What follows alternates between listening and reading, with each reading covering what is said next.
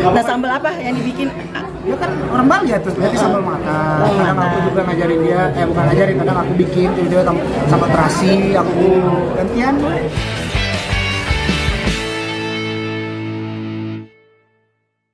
Fedin tadi sudah nonton, gimana perasaanmu sebagai kakak melihat akting sang adik? Ya, kalau aku bangga, seneng banget gitu, nggak nyangka gitu, karena tahu proses dari mulai dia disuruh buat casting, terus dia tuh udah yang memang semangat banget, aku udah mulai coba casting, aku kali ini doain semoga keterima, ya tetap emang film apa, ya ada kebanggaan lah buat aku pribadi gitu, karena aku tahu Ferry orangnya dia kayak gimana gitu, dan gak nyangka kayak gitu. Tadi ketemu Ko Fajar, ketemu Ayah Budi juga jawabannya semuanya keren untuk Ferdi, ukuran Ferdi yang mungkin bisa bilang film pertama, tapi dia bisa menjalani perannya, bisa mensupport dan menunjang si cerita. Jadi ya alhamdulillah senang. Tadi juga kita sama Ayah semuanya terharu lah, sedih. Sempet pesimis nggak sih ketika ditawarin ini sebagai kakak gitu? Sebenarnya bukan pesimis, tapi aku lebih ke Ayah ngingatin udah nggak apa-apa, yang penting casting dulu aja, tetap kasih motivasi ke dia, kalaupun nggak keterima ya udah, tapi tetap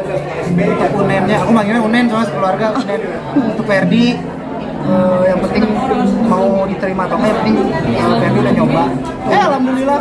Terus yang senangnya dia ternyata gampang bergaul, jadi ya kalau aku nginap di Tambun dia cerita aku nggak bisa pulang sebulan karena waktu itu disyuting kan, jadi kayak aku lagi sama teman-teman, dia ngabarinnya, seneng lah bisa bersosialisasi lagi. Nah ini kan cerita kan ketika dilanin kan di Bandung gitu, punya kenangan gak sih ngasih tahu sih ke Unen sendiri gimana? Sebenarnya kalau itu nggak sempat, cuman Unen mungkin memang dia orangnya seneng cerita, jadi kalau misalkan aku kayak dia di lokasi syuting, aku lagi off air di kota mana, aku video call dia, yang ngangkat udah yang ngejaganya ada, ntar dulu katanya dia lagi syuting, jadi kayak udah gaya banget.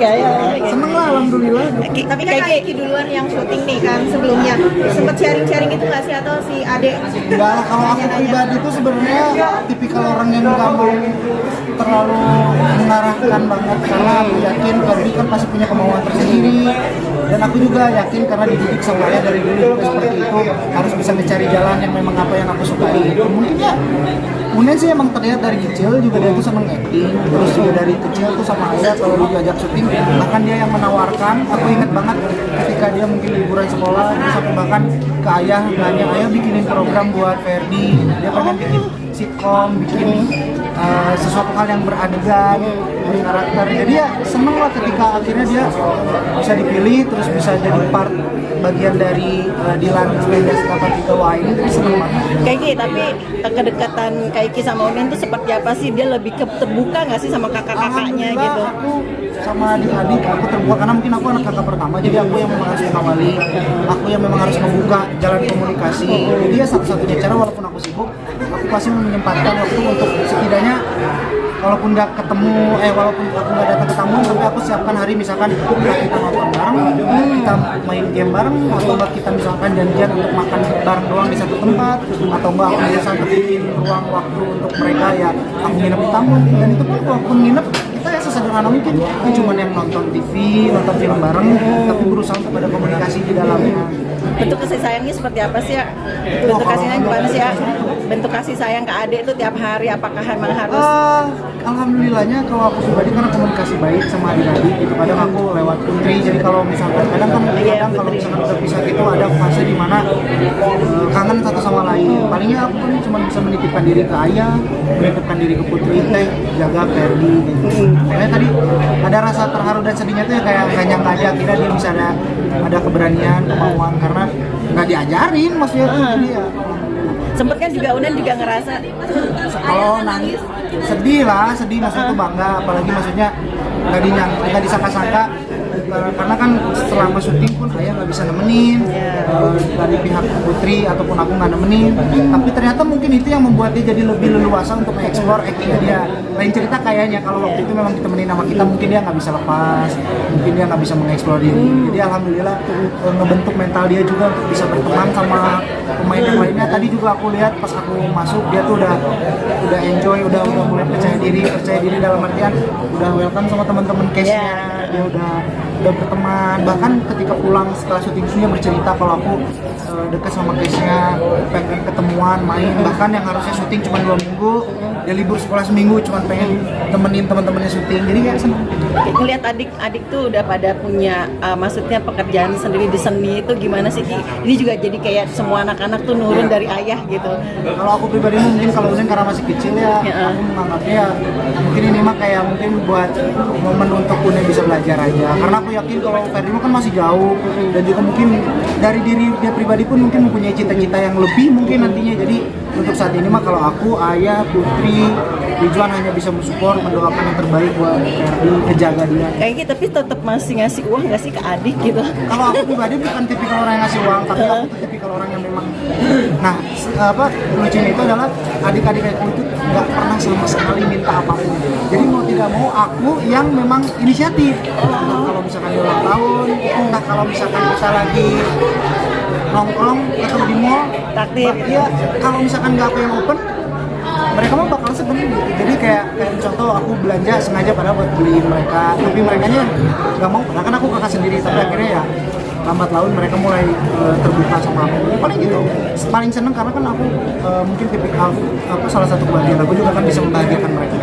Salah satunya aku bukan orang yang mau berapa atau nggak kasih berapa karena takutnya itu kebiasaan dan malah jadi sesuatu hal yang jelek. Jadi kalau aku pribadi lebih kayak sok mau kemana, atur, nggak usah pusing apa-apa, sediakan apa-apa, yang penting kita bersama. Salah satunya Unen juga permintaan kalau Kak Putri jangan nikah dulu gitu. Apakah dia juga ngerasa karena kan kayak Nggak udah ada nikah. tuh ngomong gitu, tidak ada tuh. Gimana tuh Kak? Dia Tidak juga ada. jangan nikah dulu ya gitu karena kakak udah yang kakak pertama udah nikah gitu. Karena dia juga mungkin kekeluargaan kalian tuh yang kompak gitu nggak sih Kak? Maksudnya gimana nggak ngerti? Kekompakan gitu jangan Ya sampai alhamdulillah kompak kok, alhamdulillah. Semuanya dekat kok, alhamdulillah. Ya sekarang apa terlihat lebih dewasa dalam menyikapi hidup ketika sudah mungkin punya pendamping apa memang itu ya? Sebenarnya kalau aku pribadi mah karena mungkin sebagian proses hidup kisah aku juga yang mungkin bisa mendewasakan diri selain didikan dan juga cara orang tua mendidik aku. Jadi mungkin itu ya mungkin anak pertama juga kali ya, jadi kayak diberikan sebuah tanggung jawab besar untuk bisa memberikan hal baik adik-adiknya gitu. Dan itu mungkin yang akhirnya membuat aku mindset aku ketika menjalani hidup ini harus punya tujuan, punya patokan, training dan lain-lain.